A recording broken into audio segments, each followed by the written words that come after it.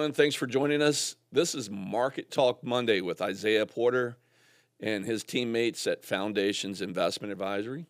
So we're going to have a little market commentary, and we're going to get Isaiah to wax eloquently for us today about all things markets. Been a little while since we talked, and if you're looking at my goofy face today and you're going, Kenny, what's wrong with your eye? Well, I had a couple of retina detachments and had to have some surgery, and so we took a little break from podcasting so that I wouldn't look like a cyborg or Frankenstein on film, but we're going to be gearing that back up. Coming out this Wednesday, we're going to have a great interview with a nurse practitioner about men's health, women's health, Miss Beth Owens. So that'll be fun, Isaiah, when we get to do that.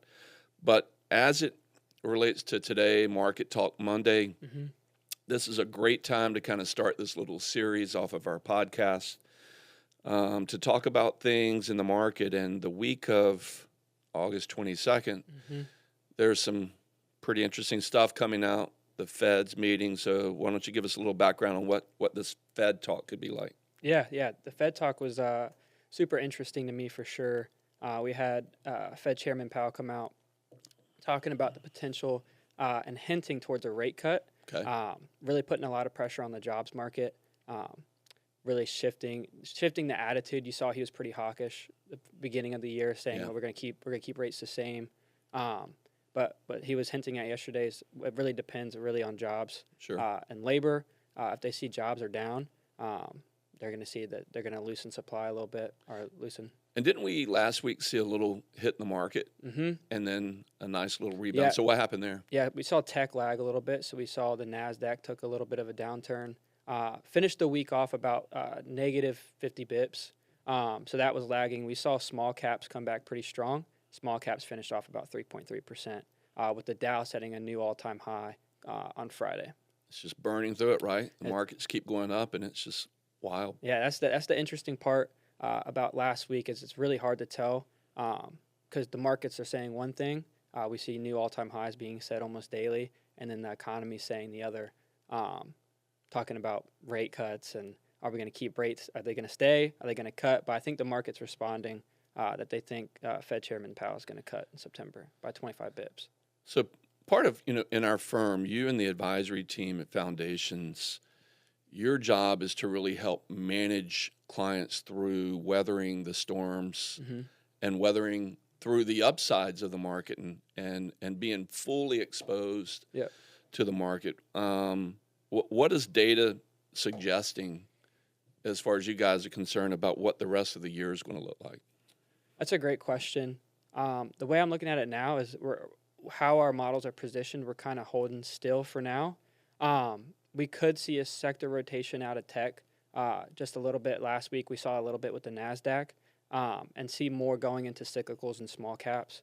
But for now we're going to kind of hold still. NVIDIA has its earning reports coming on Wednesday, so that could drive the market a little bit.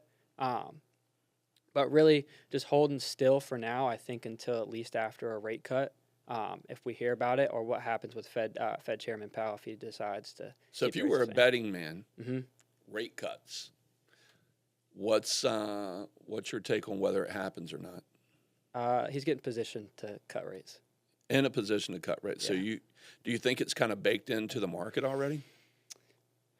Maybe a little bit. I think we'll see another jump once he comes out and actually states that there's going to be a cut. I think with some of the political drama going on between Trump and then Fed Governor Lisa Cook about her mortgage fraud thing going on, he's really kind of cornering the Feds, and that's actually driving some of the market in a negative direction because it's kind of like a lot of consumers are thinking, is the Fed really independent or are they just getting bullied? Do you think consumers are feeling a little whipsawed, though, there's all this talk about a rate cut, the pressures on the Fed, if the administration can put pressure on the Fed, which in some ways they can, it's that love-hate relationship that's always been there between the Fed and the White House in general. But what do you think about consumers, and are consumers still driving and leading the market? I mean, what's your thoughts there? Yeah, absolutely. I think that consumers can drive and lead the market for sure. But I think a lot of it is really just positioning on what they're hearing out in the marketplace. I mean, we get news rapid these days, Yeah. so you can see the markets respond fairly quickly. Data's instantaneous, Mhm. right? It's right there to our hands. And it's really funny to see how the markets respond to things like rate cuts versus you look at Ukraine and Russia. They met with Trump, I think 2 weeks ago Yeah. now. That really has kind of a muted output on the market right now. We haven't seen really anybody responding to anything, especially like even Ukraine hit Russia over the weekend and their oil refinery, and that. I mean, we opened the markets a little down today, but it didn't really have a big impact. So the wars, everybody's kind of getting, it's terrible to say, but everybody's kind of getting used to that rhetoric of Ukraine and Russia and Yeah. Gaza and Israel. So really what we're seeing is most of the fiscal policy driving the market right now, in my opinion. So I think there's going to be some charts that the guys will put up talking about, where we're at with the S&P, where we're at with the NASDAQ. When you're looking at this and when you and the advisory team are kind of forecasting what's taking place in the market, how does that play back into overall financial planning? How does that, I mean, we don't want clients being overreactive to market news. Yeah. So why is it important to come out and even talk about this stuff? Well, it's definitely important just to keep abreast of what's going on in the marketplace. I mean, at the end of the day, it's still your money. It's still invested in the market. And you want your dollars to be performing well. Good to say there's proper financial plans that you can take where you can kind of weather and feel out downturns in the market if we see it, but also enjoy the uptick if we see one as well. And we've been on a pretty impressive bull run for 13 years now, and I think it'll keep kind of steady for the rest of the year, in my opinion. Yeah. So if rates drop, do you think there was some commentary you guys had about the housing market? Mm-hmm. Do you think housing start to come back a little more because borrowers feel more wealthy? Yeah, with lower rates, they could feel a little bit more wealthy with lower rates, but also just from my personal opinion, a rate cut right now I think would be a little quick. I think it can drive hyperinflation. We still have high inflation rates. Prices are still high. We hit a cut.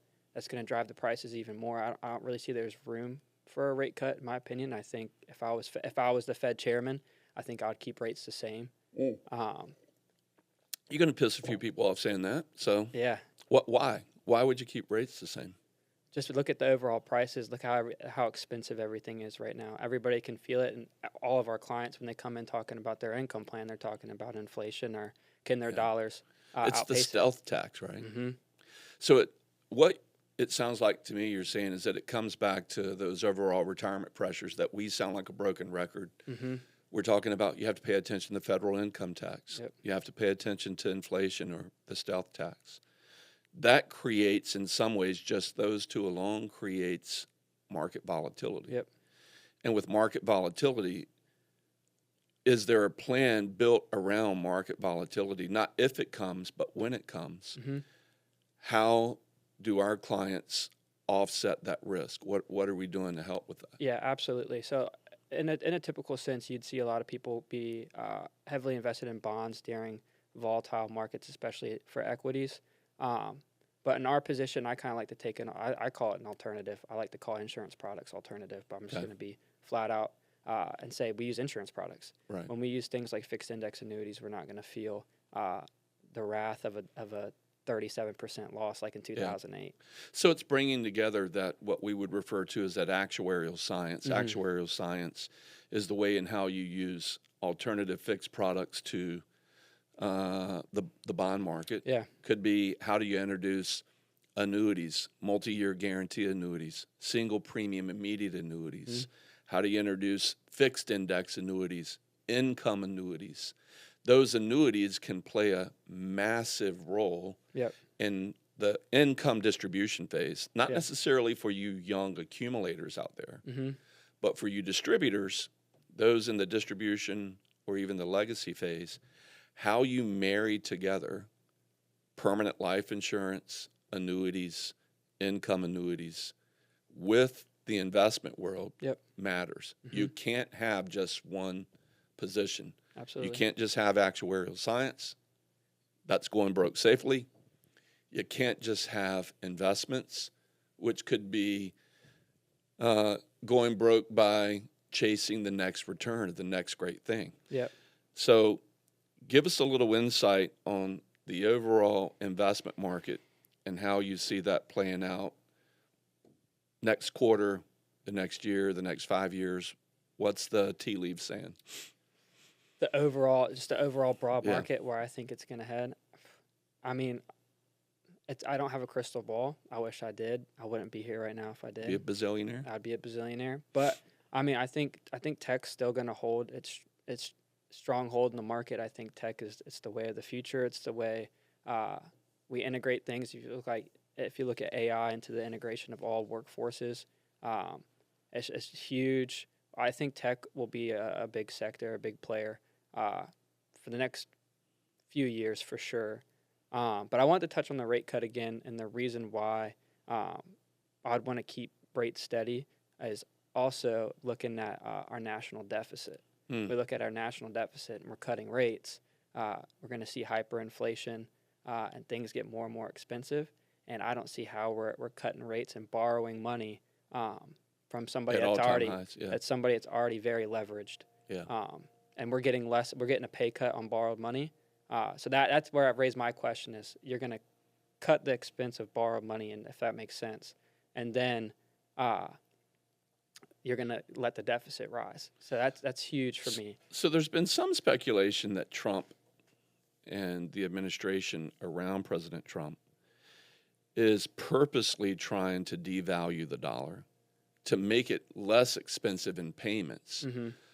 But you're saying the reciprocal effect of that is that you create future higher inflation. Mm-hmm. That could show up in income tax. That could show up in every part of a person's standard of living. Mm-hmm. So it's a bit of Russian roulette, maybe. Mm-hmm.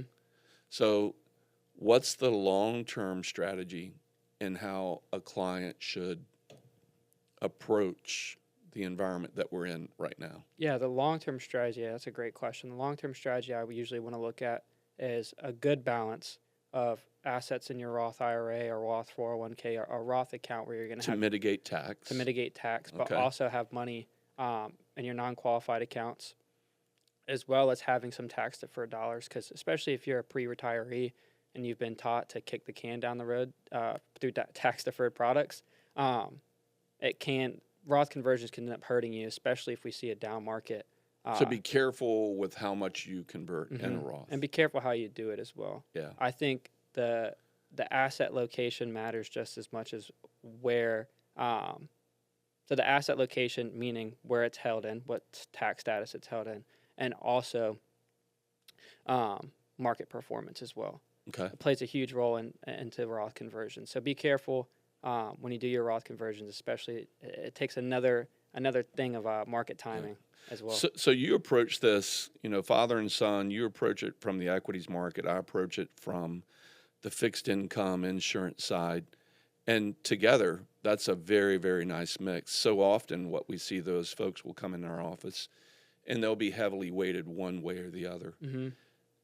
The ideal plan is to have a proper blend of both. And so if you think about it in buckets, folks, I think what Isaiah is saying to you is there's really 3 different tax buckets you can be in.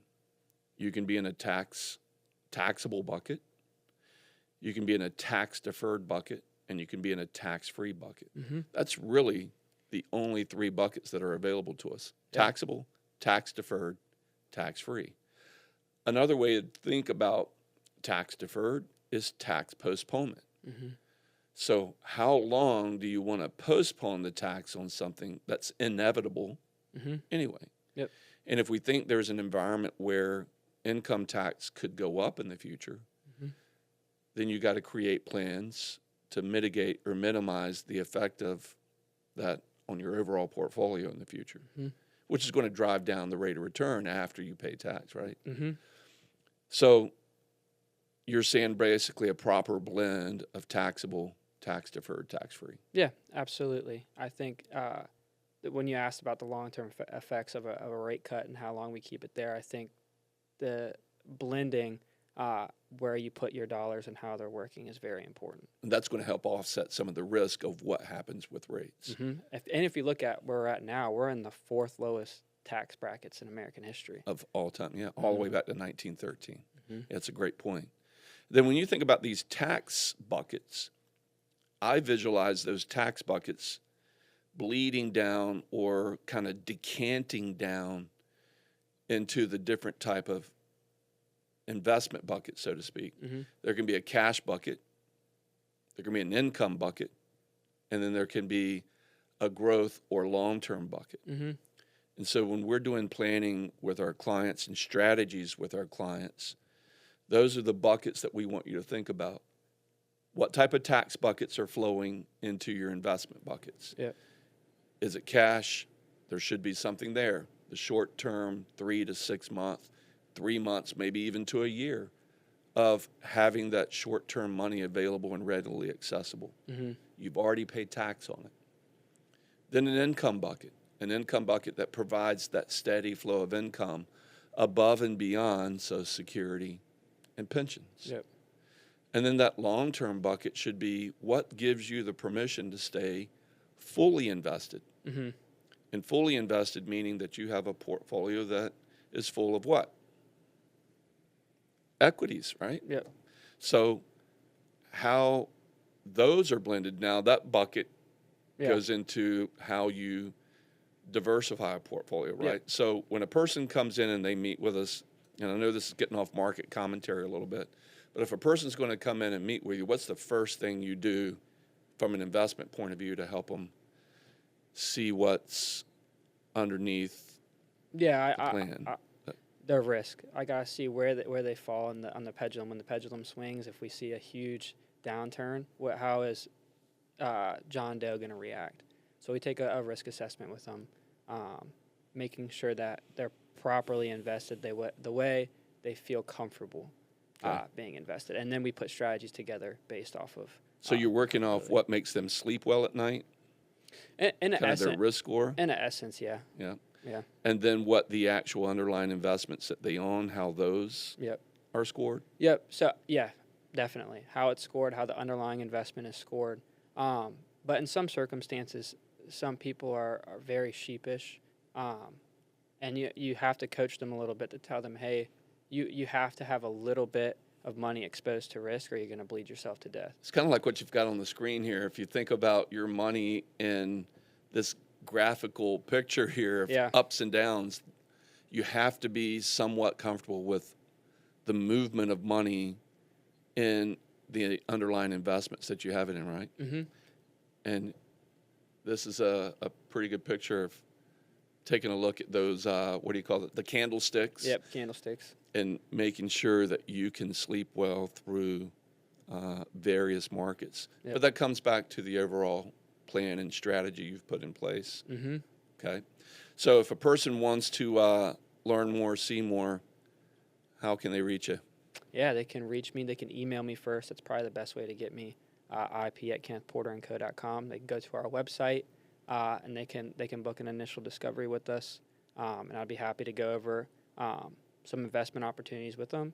And then also they can reach us here at the office, 757-955-8071. Yeah, guys, can y'all throw up the website here? The last thing I wanted to touch on, looping it all the way back to market commentary, is the labor reports. There was 11,000. I forgot to ask you about that. Yeah, they saw a little bit of 11,000 unemployment claims increase. So that's up to 235,000 claims. So that really decent number. Yeah, that's where I really start scratching my head a little bit, and I'm looking at when you ask, do consumers drive the market? Yes, but also when we look at the effects of what's going on in the economy versus what's going on in the market, it's saying two different stories. We're riding all-time highs, but unemployment's upticking. We're seeing a possibility of a rate cut. So again, they're trying to make things cheaper to borrow. Yeah. So it's very. So if that consumer capitulates and they're not spending like they used to, but how is that's my sooner or later that's going to show up, right? Yeah, and that's my question too: is who? And I guess we're getting a little political now. Is that who's really driving the market? Is it us as the consumers, or is it someone else? Because if unemployment's up, we're hitting all-time highs. Where is this? Where are these? Are we just spending? Yeah. Are we investing? As people are investing most of their dollars or buying more just to like a get rich quick thing, which I know is not happening. There might be limited cases of that, but Through options trading, but the long term is that people need process and plans, not a product. Yep. So focus on process, not products, is what I'm hearing you say. Yeah, and you could say my position right now in the market is I'm comfortable with leaving our clients invested in where they're scored out at. They want to have exposure to equities. Why are you comfortable with leaving them invested? I'm comfortable leaving them invested solely because we've seen all-time highs right now, and we're performing off of the rate cut. So once the rate cut hits, once we see the effect it has, that's when I want to start getting back around the horn with our clients. Maybe we look at some rebalancing options. I think near the end of the year, especially heading into 2026, as we see the rest of the summer play out heading into September, before Fed Chairman Powell makes the final decision, I'm comfortable leaving everything where it's at for now, and then going back to the drawing board maybe heading into 2026. I think I'll be a little bearish if everybody wants my output for next year. I think I'm a little bearish heading into 2026. Okay. So if there's bear days coming, what comfort would clients in our firm feel in how to deal with that? Yeah, absolutely. When you have bear markets approaching, I'm comfortable because we have strategies and plans put together that if there is in fact a downturn in the market, they have other places to go. It's not their eggs are not all in the equities market. Which comes back to that diversification. The bucket strategy or non-correlated assets. The non-correlated assets. Okay. If you want to learn more about those non-correlated assets and more about market commentary that Isaiah gave us today, thanks for doing that. Thanks to you and the Foundations team. We are here to serve. Yep, absolutely. Reach out. Yeah, reach out. Have any questions? If you want to go over anything I talked about today or review your account, I'll be happy to do so. Awesome. Thanks, Iz. Yep. Isaiah. I call him Izzy. All right. You guys have a great day. We love you. Take care. Be safe.